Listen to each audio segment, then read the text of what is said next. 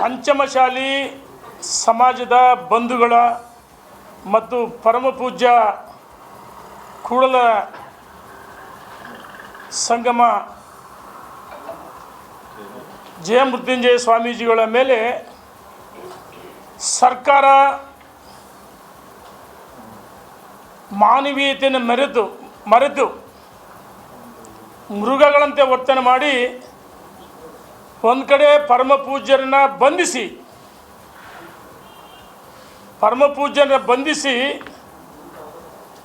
ಪರಮಪೂಜ್ಯರಿಗೆ ಮಾಡಿದಂಥ ಅವಮಾನ ಜೊತೆಗೆ ಚೆನ್ನಮ್ಮನ ನಾಡಿನಲ್ಲಿ ವೀರರಾಣಿ ಕಿತ್ತೂರು ರಾಣಿ ಚೆನ್ನಮ್ಮ ಅಂತ ನಾವೆಲ್ಲ ಕರಿತೀವಿ ಮತ್ತು ಅವರ ಹೋರಾಟವನ್ನು ನೆನಪಾಡ್ಕೊಳ್ತೀವಿ. ಚೆನ್ನಮ್ಮನ ವಂಶಸ್ಥರ ಮೇಲೆ ಲಾಠಿ ಪ್ರಹಾರವನ್ನು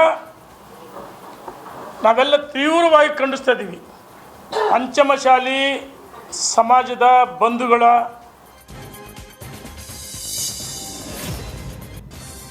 ವಾಸ್ತವಿಕ ಹಾಗೂ ವಸ್ತುನಿಷ್ಠ ದತ್ತಾಂಶವಿಲ್ಲದೆ ಸರ್ಕಾರ ತರಾತುರಿಯಲ್ಲಿ ಒಳ ಮೀಸಲಾತಿ ಜಾರಿಗೊಳಿಸಬಾರದು ಅಂತ ಬಂಜಾರ ವಿದ್ಯಾರ್ಥಿ ಸಂಘಟನೆ ಆಗ್ರಹಿಸಿದೆ.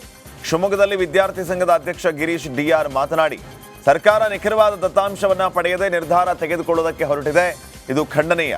ಡಿಸೆಂಬರ್ 17ನೇ ತಾರೀಕು ಬೆಳಗಾವಿ ಸುವರ್ಣಸೌಧ ಚಲೋ ನಡೆಸಲಾಗುತ್ತೆ ಅಂತ ಹೋರಾಟದ ಎಚ್ಚರಿಕೆಯನ್ನು ಕೊಟ್ಟಿದ್ದಾರೆ.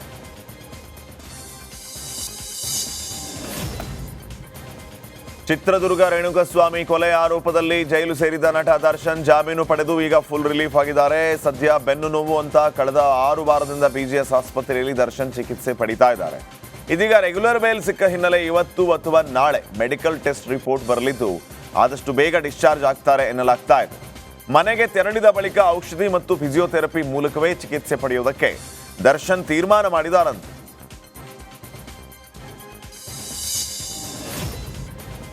ಇತ್ತ ರೇಣುಕಸ್ವಾಮಿ ಕೊಲೆ ಪ್ರಕರಣದ A1 ಆರೋಪಿಯಾಗಿರುವ ಪವಿತ್ರ ಗೌಡಗೆ ಬೇಲ್ ಸಿಕ್ಕಿದೆ. ಶುಕ್ರವಾರ ಹೈಕೋರ್ಟ್ ಜಾಮೀನು ಮಂಜೂರು ಮಾಡಿದ್ದು, ಕಳೆದ 6 ತಿಂಗಳಿಂದಲೂ ಪರಪ್ಪನ ಅಗ್ರಹಾರ ಜೈಲಲ್ಲಿರುವ ಪವಿತ್ರ ಗೌಡ ನಾಳೆ ರಿಲೀಸ್ ಆಗಲಿಕ್ಕಿದ್ದಾರೆ.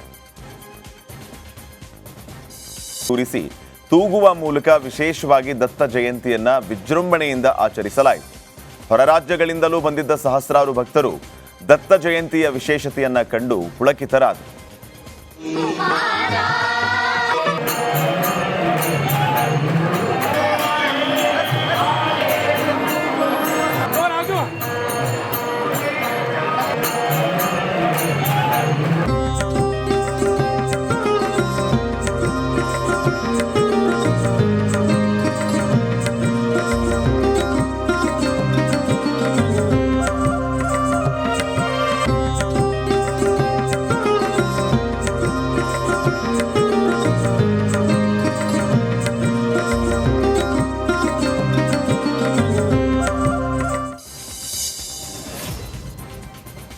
ಇವತ್ತು ಶ್ರೀರಂಗಪಟ್ಟಣದಲ್ಲಿ ಸಂಕೀರ್ತನ ಯಾತ್ರೆ ನಡೆಯಲಿದೆ.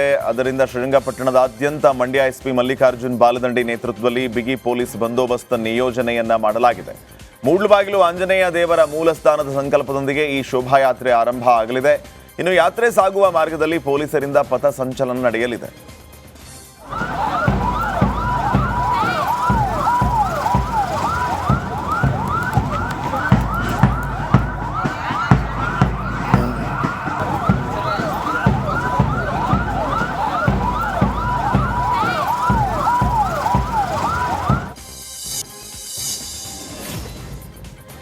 ನಿನ್ನೆ ನಡೆದ ಫಿಲ್ಮ್ ಚೇಂಬರ್ ಚುನಾವಣೆಯಲ್ಲಿ ಸಾರಾ ಗೋವಿಂದು ಬಣಕ್ಕೆ ಜಯ ಸಂದಿದೆ. ಅಧ್ಯಕ್ಷ ಸ್ಥಾನಕ್ಕೆ ನರಸಿಂಹಲು ಎಂ ಆಯ್ಕೆಯಾಗಿದ್ದಾರೆ. ಇನ್ನು ನಿರ್ಮಾಪಕ ವಲಯದ ಉಪಾಧ್ಯಕ್ಷ ಸ್ಥಾನಕ್ಕೆ ಸಫೈರ್ ವೆಂಕಟೇಶ್, ಕಾರ್ಯದರ್ಶಿ ಸ್ಥಾನಕ್ಕೆ ಪ್ರವೀಣ್ ಕುಮಾರ್ ಆಯ್ಕೆಯಾಗಿದ್ದಾರೆ. ವಿತರಕ ವಲಯದಿಂದ ಉಪಾಧ್ಯಕ್ಷ ಸ್ಥಾನಕ್ಕೆ HC ಶ್ರೀನಿವಾಸ್, ಗೌರವ ಕಾರ್ಯದರ್ಶಿ ಕುಮಾರ್ MN ರನ್ನ ಆಯ್ಕೆ ಮಾಡಲಾಗಿದೆ.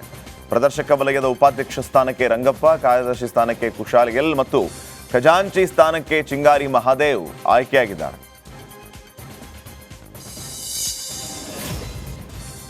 ತಿರುಪತಿಯಲ್ಲಿ ಲಡ್ಡು ವಿವಾದದ ಬೆನ್ನಲ್ಲೇ ಸರ್ಕಾರ ಎಚ್ಚೆತ್ತುಕೊಂಡಿದೆ. ಸಿಬಿಐ ಅಧಿಕಾರಿಗಳನ್ನು ಒಳಗೊಂಡ SIT ತಂಡ ತಿರುಮಲದ ಶ್ರೀವಾರಿ ದೇವಸ್ಥಾನಕ್ಕೆ ಎಂಟ್ರಿ ಕೊಟ್ಟು ತಪಾಸಣೆಯನ್ನು ನಡೆಸಿದ್ದಾರೆ. ಶ್ರೀವಾರಿ ದೇವಸ್ಥಾನದ ಲಡ್ಡು ಕೇಂದ್ರ, ದೇಗುಲದ ಹೊರಭಾಗದ ಬೂಂದಿ ಕೇಂದ್ರ, ತುಪ್ಪ ಸಂಗ್ರಹ ಕೇಂದ್ರ ಹಾಗೂ ಮಾರುಕಟ್ಟೆ ಗೋದಾಮುಗಳಲ್ಲಿ SIT ತಂಡ ತಪಾಸಣೆ ನಡೆಸಿ ಹಲವಾರು ಸಾಕ್ಷ್ಯಗಳನ್ನು ಸಂಗ್ರಹಿಸಿದೆ.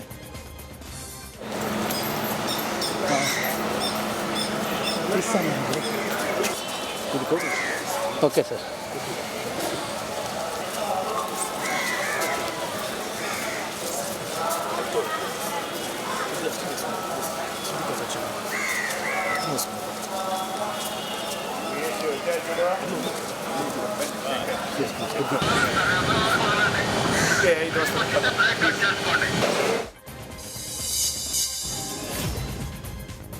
ನಿನ್ನೆ ನಡೆದ ಲೋಕಸಭೆಯಲ್ಲಿ ಪ್ರಧಾನಿ ಮೋದಿ ಅಬ್ಬರಿಸಿದ್ದಾರೆ. 2047ರಲ್ಲಿ ಭಾರತ ತನ್ನ 100ನೇ ವರ್ಷದ ಸ್ವಾತಂತ್ರ್ಯೋತ್ಸವ ಆಚರಿಸುವಾಗ ಭಾರತ ಅಭಿವೃದ್ಧಿ ಹೊಂದಿದ ಭಾರತ ಅಂತ ಆಚರಿಸಬೇಕು, ಇದಕ್ಕೆ ನೀವೆಲ್ಲ ಸಂಕಲ್ಪ ಮಾಡಬೇಕು ಅಂತ ಜನರನ್ನ ಒತ್ತಾಯಿಸಿದರು. ಜೊತೆಗೆ ನನಗೆ ನಾಗರಿಕರ ಸಾಮರ್ಥ್ಯದ ಮೇಲೆ ಅಪಾರ ನಂಬಿಕೆ ಇದೆ, ಎಲ್ಲರೂ ಒಟ್ಟಾಗಿ ಮುನ್ನುಗ್ಗೋಣ, ವಿಕಸಿತ ಭಾರತ ನಿರ್ಮಾಣದ ಕನಸನ್ನು ನನಸು ಮಾಡೋಣ ಅಂತ ಹೇಳಿದರು. ದೆಹಲಿಯಲ್ಲಿ ನಿನ್ನೆ ಬಿಜೆಪಿಯ ಸಂಸತ್ ನಾಯಕ ಸಭೆ ನಡೆಯಿತು. ಸಭೆಯಲ್ಲಿ ಉತ್ತರಾಖಂಡ ಸಿಎಂ ಪುಷ್ಕರ್ ಸಿಂಗ್ ಧಾಮಿ ಸೇರಿದಂತೆ ಪಕ್ಷದ ಹಿರಿಯ ನಾಯಕರು ಮತ್ತು ಮುಖಂಡರುಗಳು ಭಾಗಿಯಾಗಿದ್ದರು. ಈ ವೇಳೆ ಪಕ್ಷದ ಕೆಲ ಆಂತರಿಕ ವಿಚಾರಗಳ ಕುರಿತು ಚರ್ಚೆ ನಡೆಸಿದರು. ಬಾಂಗ್ಲಾದೇಶದಲ್ಲಿ ಅಲ್ಪಸಂಖ್ಯಾತ ಸಮುದಾಯದ ಮೇಲೆ ನಡೀತಾ ಇರೋ ದಬ್ಬಾಳಿಕೆ ಮತ್ತು ದೌರ್ಜನ್ಯ ಖಂಡಿಸಿ ದೇಶದಾದ್ಯಂತ ಆಕ್ರೋಶ ಭುಗಿಲೆದ್ದಿದೆ. ಉತ್ತರ ಪ್ರದೇಶದ ಲಕ್ನೋದಲ್ಲಿ ಮೌಲಾನಾ ಕಲ್ಡೆ ಜವಾದ್ ನೇತೃತ್ವದಲ್ಲಿ ಶಿಯಾ ಸಮುದಾಯದವರು ಪ್ರತಿಭಟನೆ ನಡೆಸಿದರು. ಛೋಟಾ ಇಮಾಮ್ಬರಾದಲ್ಲಿ ಕ್ಯಾಂಡಲ್ ಲೈಟ್ ಮೆರವಣಿಗೆ ನಡೆಸಿ ಆಕ್ರೋಶ ಹೊರಹಾಕಿದರು.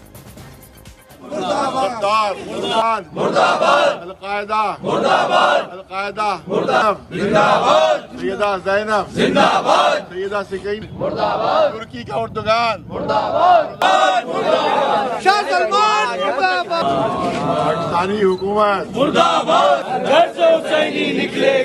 कितने हुसैनी मारोगे?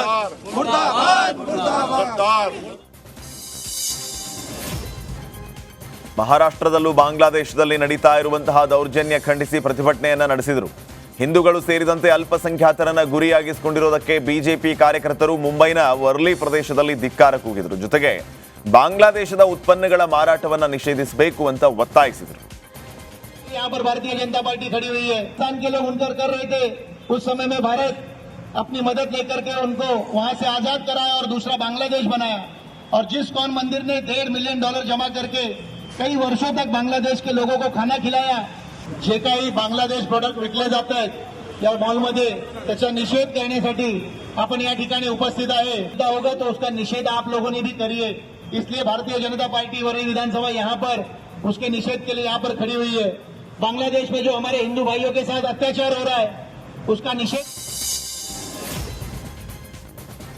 ಆರ್ಜಿಕರ್ ವೈದ್ಯಕೀಯ ಕಾಲೇಜಿನ ಮಾಜಿ ಪ್ರಾಂಶುಪಾಲರಿಗೆ ಜಾಮೀನು ನೀಡಿರುವುದನ್ನ ವಿರೋಧಿಸಿ ಕೋಲ್ಕತಾದಲ್ಲಿ ಪ್ರತಿಭಟನೆ ನಡೆಸಲಾಯಿತು.